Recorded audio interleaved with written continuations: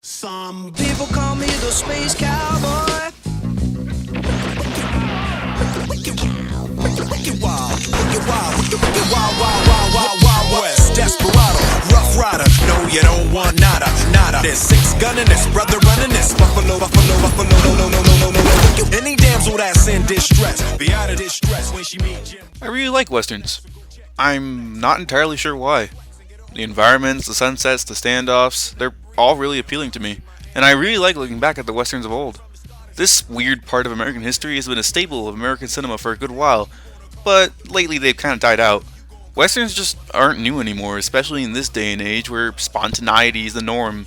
We've seen all the tropes and character archetypes already, so there's really no interest in making them anymore since people got kind of bored with them. Western aspects still pop up every now and then, but it's usually just as a theme for an episode of a TV series or reference or parody. Gunslingers on the silver screen were no more, and there wasn't really any sign that it would return with anything new. It would take some serious balls to make a western again, and to do something new with it would require the strangest concepts in order to make it interesting. Who am I? I could be anyone. Then Rango happened. Directed by Gore Verbinski, Rango was certainly strange and unexpected enough to make a fun, engaging western again. I mean, it's an animated picture where a chameleon acting enthusiast with an identity crisis gets lost in the Mojave Desert and poses as sheriff to get a town's water back. And that's not even counting the Alfred Molina Armadillo Spirit Guide or the Bill Nye Rattlesnake Outlaw, where the underlying theme of identity and the big question of, who am I? Ever since I was a kid, I really enjoyed Rango. Last chance to reconsider. Something about it just struck the right chord with my own tastes. The bizarre stuff in this movie was just as weird as I liked it. But for a while, I couldn't really pin down why I found it so great. I don't remember exactly how, but years later I rewatched the movie out of curiosity and I found a whole layer of subtext I had no idea was even there 9 years ago. And since nobody else, or at least not many others, were talking about it, I figured I should. After all, I like movies. Name's Rango.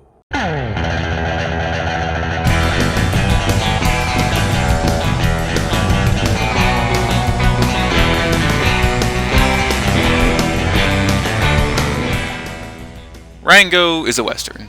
One look at the movie and that's really obvious, but Verbinski seems to know that westerns are kinda tired out and decides to just put a whole lot of strange imagery all over the place. The town of dirt is especially evident of this. The structure is built out of random junk found throughout the desert. The dentist has a pair of dentures hanging over the door, the saloon is made out of an old gas can, the post office is an actual mailbox. I could go on and on about the creative stuff they do with the town, as well as the people in it. The animation and cinematography are stunning, rivaling that of today's visuals, in a movie from 9 years ago. This isn't that big of a surprise since Verbinski worked with ILM while making Rango. ILM is known for their work on Star Wars, Transformers, Godzilla, Kong, Skull Island, Pacific Rim, the MCU, and lots of others. So this movie was bound to look good. The character choreography was also done really well, and that's because instead of just recording their voices in a booth and adding it in later, they actually used sets with real props, and all the actors would act out a low-budget form of their scenes. This allowed the movements in Rango to feel more natural when genuinely interacting with each other, and you can definitely notice Johnny Depp's mannerisms in the film. This allowed the actors to do what they're good at, acting out the characters provided to them. Suspend your disbelief and experience entertainment's tragical, comical, historical, and bilingual. Speaking of characters, almost all of them are animals, and these animals aren't your usual cutesy Disney furballs who just want to give a hug. These are nasty, dirty, grimy, weird-looking creatures that look like they spent a long time living in the dust and dirt of the desert. In a way, it feels more authentic to the spaghetti western since these aren't the cleanest critters. The character designs themselves are also amazing. You take one look at them and you instantly know what their character is going to be like before they even say a word. Since they're all animals, the movie takes full advantage of this at every possible turn. Even the background characters, who sometimes have little to no dialogue at all, are exciting to look at. Take a look at this spider, the coffin maker, how he uses his multiple legs to measure and saw and hammer together a coffin with the rotating goggles on his multiple eyes. Or the mayor's secretary, Angelique the squirrel, who uses her tail as a scarf. Rango being a chameleon also ties into his core character trait of the film, someone who doesn't belong and can't blend in. Another theme in the character design seems to be asymmetry. Waffles, the bearded dragon, has a chipped horn, Doc the rabbit is missing an ear, Rango's eyes aren't the same size.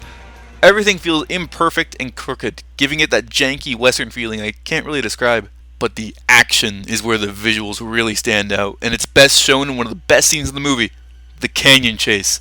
I've always loved dogfights and aerial combat and what have you, but never in my life did I ever expect to see it in an animated western, which is definitely what they were going for. You've got a western rendition of Ride of the Valkyrie playing with mole people riding on bats in a canyon while firing Gatling guns. It's fucking awesome. And here you see a bunch of other neat little tricks, like this toad reloading his shotgun with one arm by spinning it, or this owl turning his head all the way around to avoid getting hit in the face. Just a bunch of neat stuff underneath the coating of western imagery to add to how great it all is.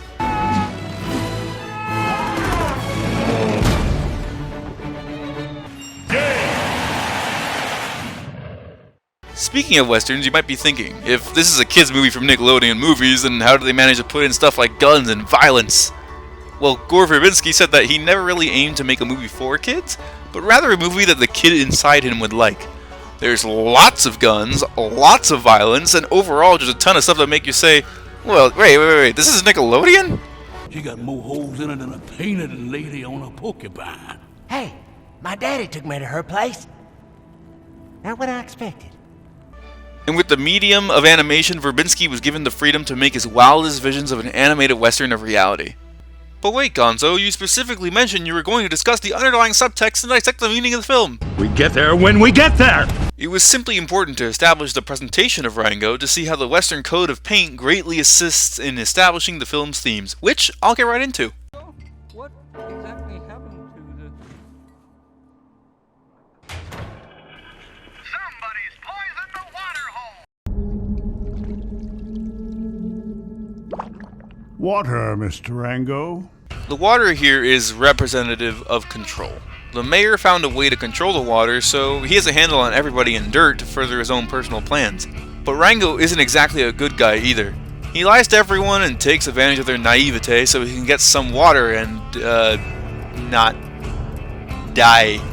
Water is what drives the whole movie forward. The townspeople of Dirt gather every Wednesday to perform a strange ritual so that the water may come. The whole thing is orchestrated to display a sense of divinity.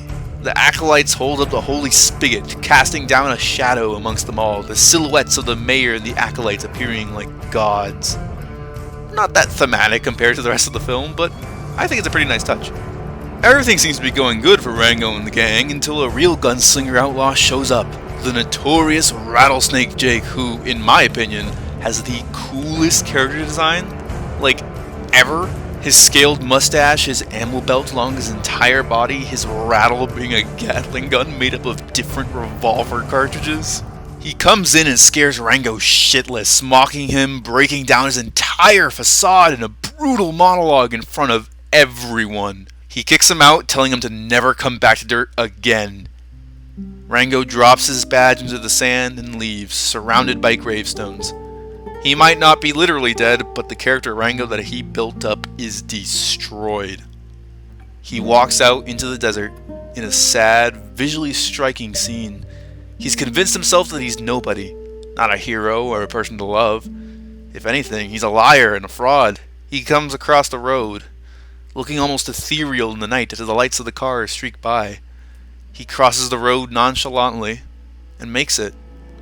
He collapses before being taken into.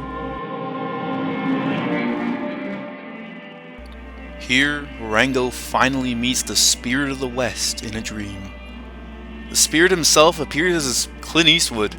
This makes sense that Rango, someone who is a show business enthusiast, would think of the almighty spirit of the West as Clint Eastwood, the most recognizable face of Western cinema. The spirit of the West tells Rango that he's out here searching, same as Rango's been doing in the entire movie. Rango laments by telling him that he doesn't even know what he's been searching for anymore. He says that people used to call the spirit the man with no name, an obvious nod to Clint Eastwood's unnamed character in his movies. The spirit says that it doesn't matter what they call you. At the end of the day, who you are is defined by your actions. Rango argues that his deeds just made things worse, that he's done nothing but lie to his friends in the hopes of companionship, and that they need somebody else, a hero. The spirit just tells him that if his friends need a hero, then he just needs to be a hero. Rango argues that he's not even supposed to be out here. He doesn't belong. He's not sure who he is at all, and without an identity, he's lost. He doesn't know who he is because he's never decided if the identity he chooses to take and live by is his desired one. That's right. You came a long way to find something that isn't out here. Don't you see? It's not about you. It's about them. No man can walk out on his own story. And so the spirit leaves. Rango, the gunslinging sheriff, returns, and bada bing bada boom, he saves the day, the end. The movie's ending is pretty cookie cutter, but the visuals make it fun, and it ends on a joking high note. Know that I will be there watching you, sometimes at inappropriate moments. That's part of the deal. But this movie has always been about the journey, not the destination. So let's take another look at that journey.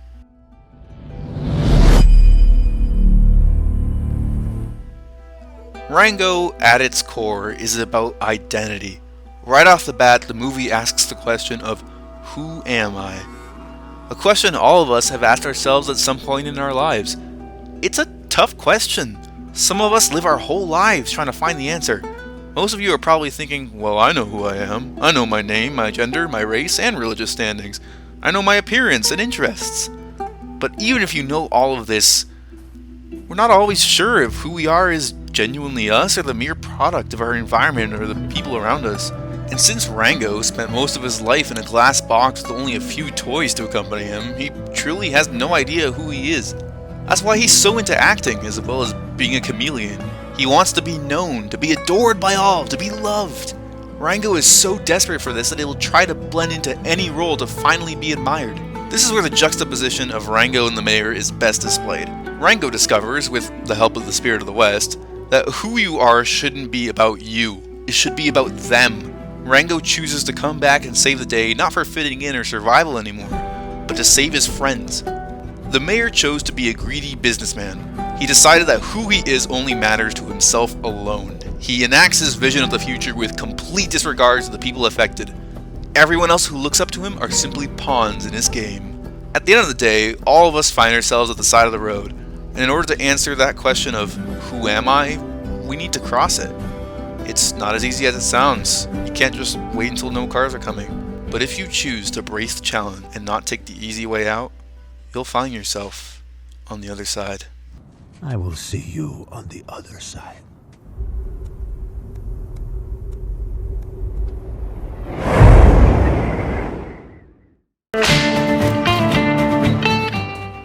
Holy shit, I'm finally finished. You'd think with this quarantine and everything I'd have more time. Oh man, I've been working on this for so long. But it's finally done. Oh man, I hope you liked it. I hope you really liked it. I had a lot of fun making it. I definitely want to make some more videos soon. Overall, I hope you really enjoyed this product. That I had a lot of fun making, and I hope you had fun watching it. So yeah. Like and subscribe if you want. I can't guarantee when I'll upload the next video. This is probably going to be like once in every blue moon.